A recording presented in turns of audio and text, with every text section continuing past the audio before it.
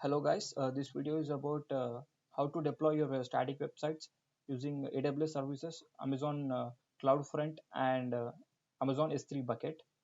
So let's start by knowing about the services. So what is an S3? S3 is a simple storage service provided by AWS where you can store multiple kinds of data like audio files, video files, obviously text files, your source codes, etc.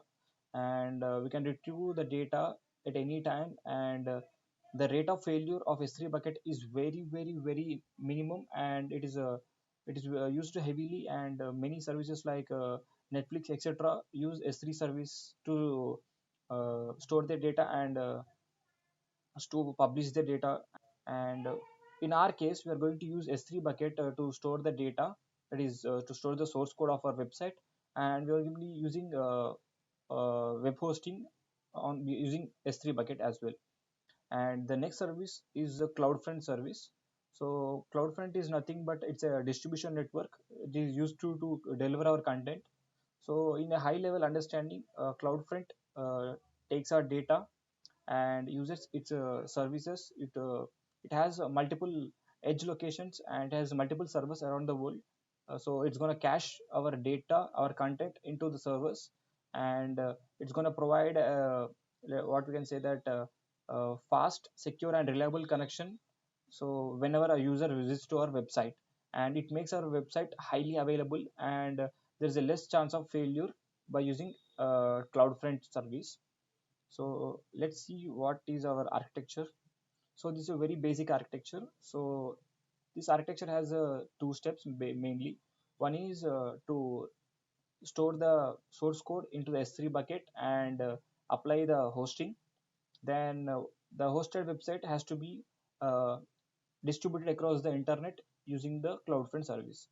So these are the two main things that you're going to do. So without wasting any time, let's start by jumping into the Amazon console. So jump into your Amazon console, and let's start by creating the S3 bucket. So click on the S3. So you will be taken to this kind of interface. So here, if you have any created already some buckets, they're going to be visible here. So let's create a new bucket so that we can store our source code here. So I will call my bucket as xyz.com. Okay, xyz. So actually xyz123.com, and I will select Ireland region itself, and you can select any region of your own. Click on next, and so versioning and logging are currently they are not necessary because they have some price attached to that, and even CloudWatch metrics has some price attached to that. We need, so what we are trying is like we are trying to basic one. So keep everything as it is, and the one thing you have to take care in this next screen is that this checkbox has to be unchecked. So why is that? See, so if you have not unchecked this bucket, so what S3 is doing, like by default it's going to block all the public access. See, S3 bucket by default they have access to only their owners or any other IAM roles or any other users using the account. So no public is allowed to access this bucket. So now by unchecking this by one, we are allowing permissions so that public can access this bucket. So make sure you did that and go ahead and press next. So once review everything and go ahead and create the bucket. So the bucket will be created, and here you can see the bucket. So go into the bucket. So this is the interface here. By using this upload button you can upload your source code. I have developed a small website here. Let me show you. So desktop, new folder. So this is a website. Let me show you a quick overview of this website. So this is a very basic one. This has one h1 tag. This was one paragraph tag as a footer tag.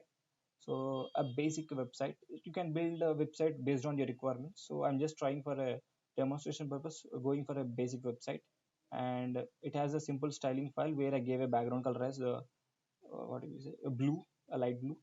So this is our website. Now we are going to host that website using AWS S3 and CloudFront.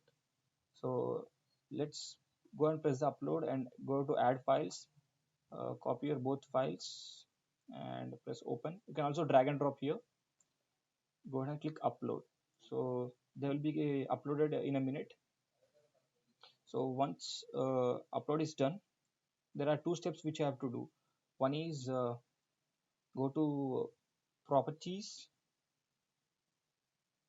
and you have to enable the static website hosting. But before doing that, we need to add a permissions so that everybody, so we can access the objects inside this S3 bucket. We have already unchecked this bucket, but one thing we have to do is like we have to update the bucket policy. So now what is a bucket policy? So bucket policy is nothing but we are making some rules so that users can access the objects inside this bucket. So I have already created this bucket policy. I will leave it in the comment box, first comment itself. You can copy this and paste here. So what this is doing here, so let me explain it to you. So it has some basic principles like effect, action, resource, and principle. So principle is star, that means that everybody. And what is a resource? Resource is our website. So change this with bucket name of your bucket xyz123.com/star. So every object inside this bucket. So what is the action? Action is the get object bucket. So basically we are allowing everybody from the internet to perform get object button, and we are allowing that effect on this resource. So this is what this source bucket policy bucket policy means. We can also go ahead and create using bucket policy generator. So go ahead and save that, and once you hit the save, you have to see this warning. So this bucket has public access, and you can see the tags here. That means that we have successfully made our bucket objects public. So that's one thing done. So the second thing is to start hosting. Go back to the policies and select static web hosting card, then click this use bucket to host a website, and it needs one argument basically, that is index document. So what is your index file, what is your main file, what is your go-to file? So in our case that is index.html itself. So uh, enter that. So we have another column called as the error document. So this is nothing but whenever error occurs in your website, whenever user is surfing through your website, if an error occurs, so where you want him to direct. So you can create a custom error document file or error 404 file, or keep it blank, not an issue. So go ahead and save it. So once you save that, you should see that bucket hosting is checked. So the bucket hosting has been successfully done, and you might see this URL of endpoints here. So this is our URL. So go ahead and open it in the new bucket, new tab, sorry. So yeah, here you can see that our website is live and active. So this you can share this URL with your friends. They can visit the website anywhere from the world. So basically we are done hosting our website, but is it really done though? No, because this is not highly available, and there is a chance of failure for this. So in order to avoid that, we are going to use a distribution service, CloudFront, and we want to distribute our website throughout the world. So go ahead into the CloudFront console, and if you have already made some distributions, you will be see here. So we are going to create a new distribution. So press create new distribution and select for web distribution, since we are using a website. So the first argument it requires is the origin domain name, and if you can search here, it will show you your object bucket name. It would be very tempting to select that, but don't do that. In the end you will get an error. So the best way to do that is go to your endpoint and copy everything apart from the protocol, that is apart from HTTP, and go ahead and paste it. So once you do that, automatically the origin ID, everything will be set up here. So for now keep everything as it is, because we are trying with a basic website, right? And the pattern, keep it as default, and viewers protocol policy, by default it is HTTP and HTTPS protocol. If you want everything has to be HTTPS protocol, then you can do that, and keep. But for now, I'm keeping everything as default. And coming to the next section, that is the distribution settings.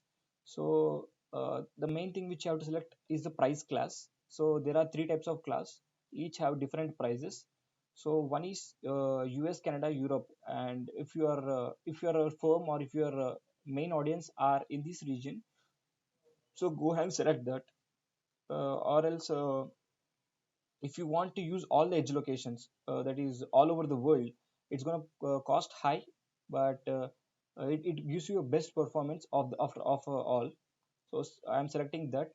And one thing you can do that is, you can use your domains which you already own.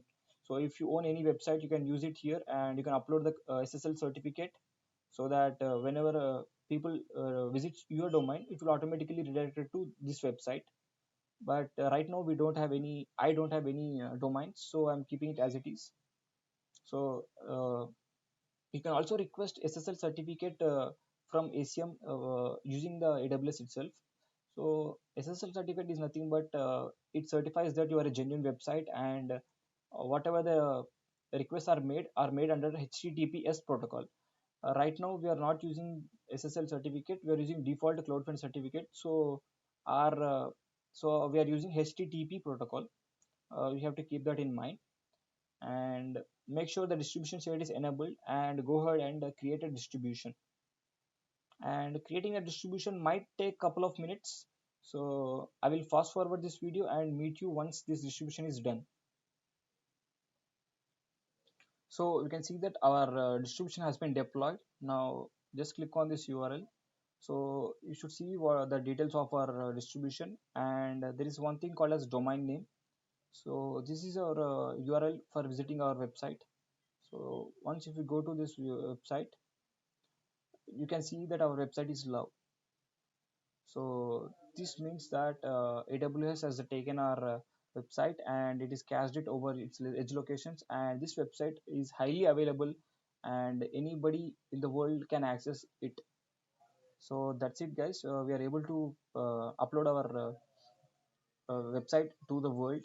And so this is the same procedure would be same here. So if you want to update your website at any point of time, so just make the changes and upload it to the S3 bucket. So that's it. So automatically the hosting takes place in the background itself, and the website will automatically update to the latest version. And one thing I want to say to everyone is that if you are a student and just trying out different services, uh, make a habit of disabling the services after you use it, because using AWS is can be very costly sometimes. And if you are someone who are just trying to know about how the cloud works, and just trying out the services, make sure that you destroy the resources, or you disable whatever services that you have enabled. So that's it, guys. That's it for your video. Thanks for watching.